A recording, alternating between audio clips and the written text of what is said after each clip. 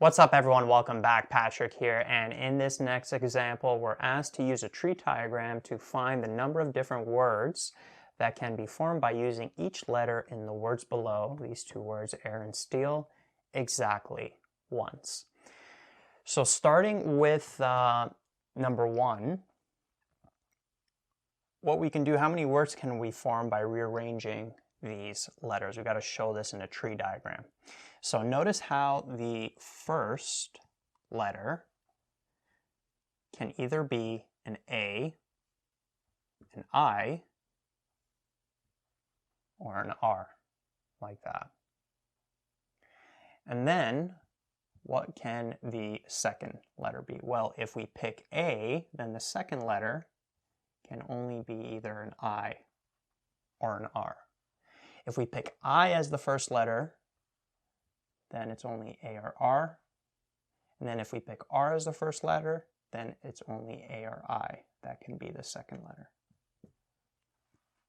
Like that.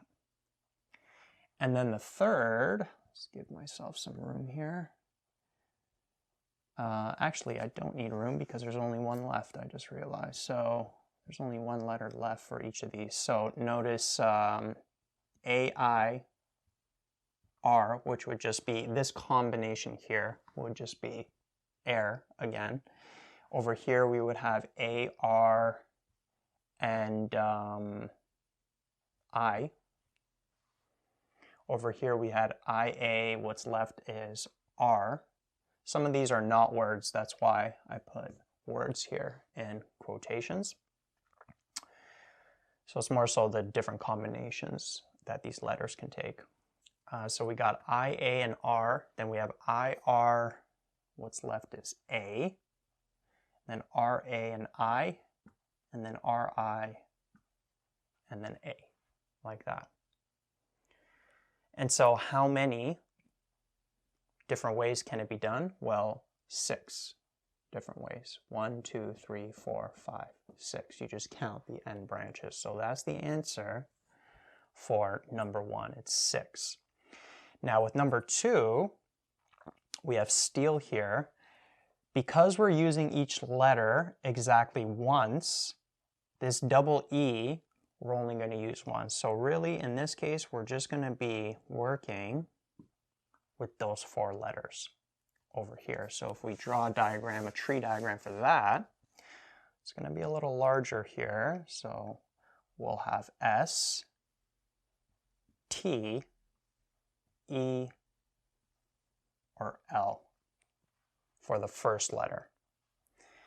Then for the second letter, what would happen? If S is the first one, then the second one can be T, E, or L. If T is the first letter, then the next can either be S, E, or L.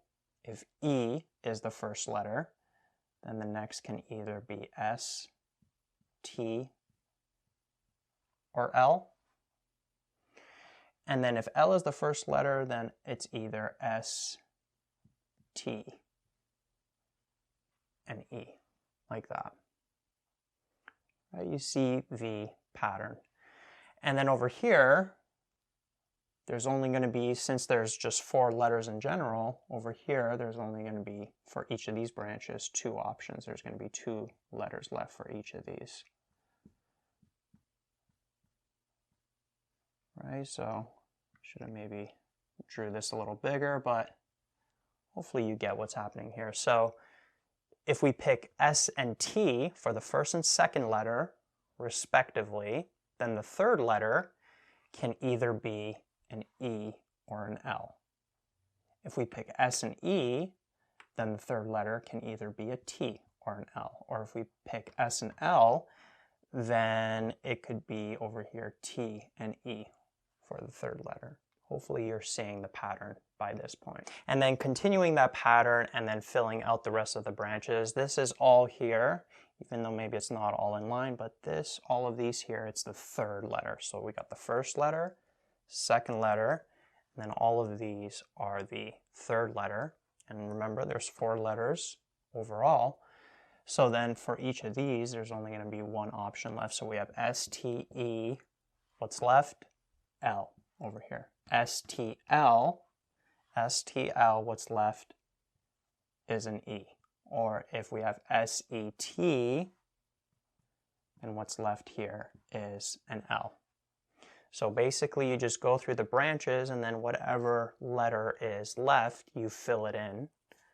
You would just put single branches for the rest of these. And then continuing that pattern for the final branch, this would be the overall tree diagram over here. Right? So I think I got every combination. So for example, this first branch, the word that would get created with using each letter exactly once is STEL. The next one would be STLE, and then we'd have SETL, and then we'd have SELT. Right? So if you listed all these out, all of the combinations would be unique. And then if you want the number, which is what the original question asked, you can just count these last branches. And if you count all of them, you would end up seeing it is 24. Now, if you want to get that number quickly, just to check your answer, notice that there are 4 letters we're working with. How many choices do we have for the first letter? 4. So 4 different choices can go here. Then for the second letter, there are 3 choices.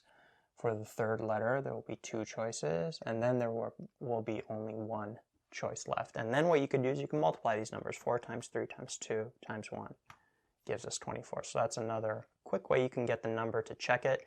If they do ask you to make a tree diagram on a test though, this is how it would look like.